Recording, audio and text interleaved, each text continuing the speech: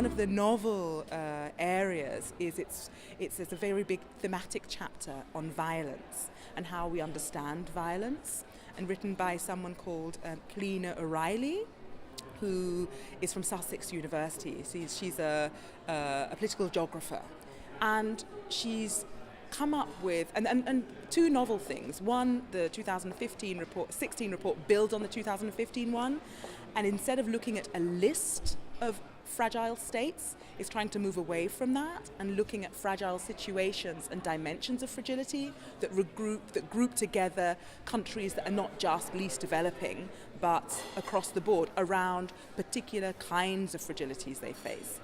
That's one thing. And then the second thing is this chapter on violence, and one of her big conclusions is around politics.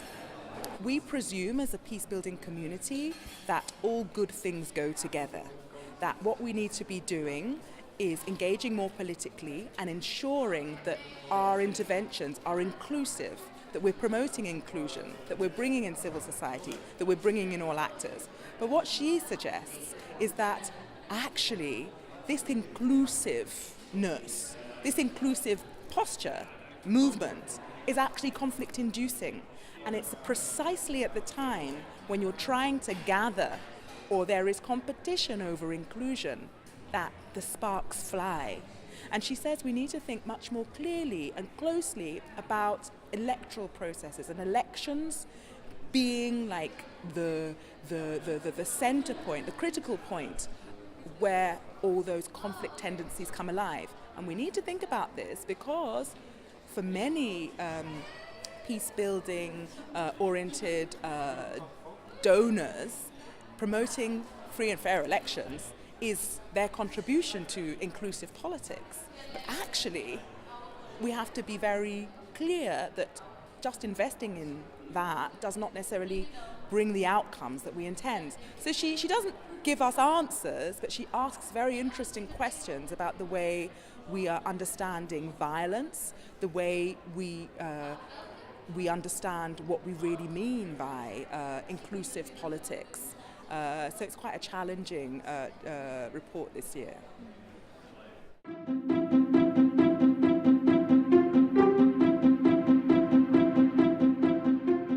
I mean, the New Deal is a framework for doing better, doing business better in fragile and conflict-affected environments. And that's business writ large, it's not just the private sector. And it emerged out of a concern, particularly amongst fragile countries, that in post-crisis context, what they were being offered was humanitarian parallel approaches which were not rebuilding the state or the capacity of the state to anchor its legitimacy by delivering, right?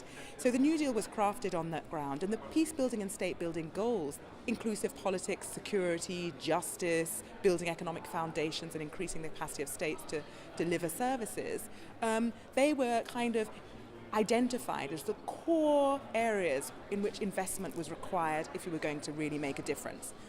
And the how of doing that was really about applying aid effectiveness principles in fragile contexts. So promoting country ownership, using country systems to ensure that you were actually building them and building their capacity to take control of their own destinies, if you like.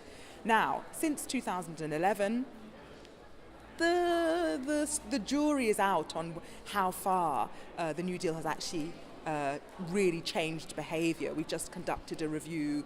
CIC, New York University, did this independently, and their conclusions were that yes, in a country like Somalia, where one would have imagined was the most unlikely candidate for real change, that's where the big changes happen.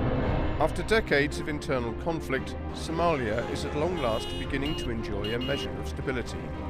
Over the past 2 years, construction has boomed, new businesses have opened, and Somalis who've left have returned. But its internationally backed government still faces innumerable challenges in rebuilding the country. And why has it happened? Because donors and government across the board, so from the highest political levels, has really taken the New Deal seriously. So regularly, the whole aid and development architecture in Somalia is constructed around the peace-building and state-building goals.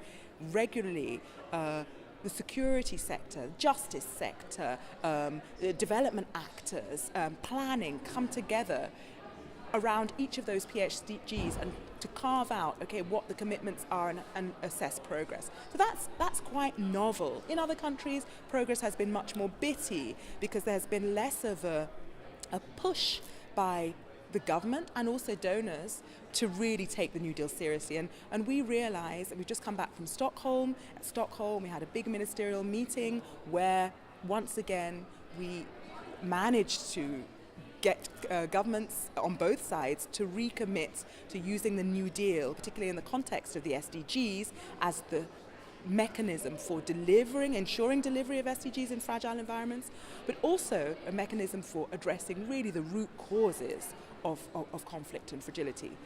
The dialogue's big task now is to ensure that we actually hold them to account and that those commitments are not just on paper or in the wonderful environment of the Stockholm conference, but actually pushing all partners to deliver at a country level.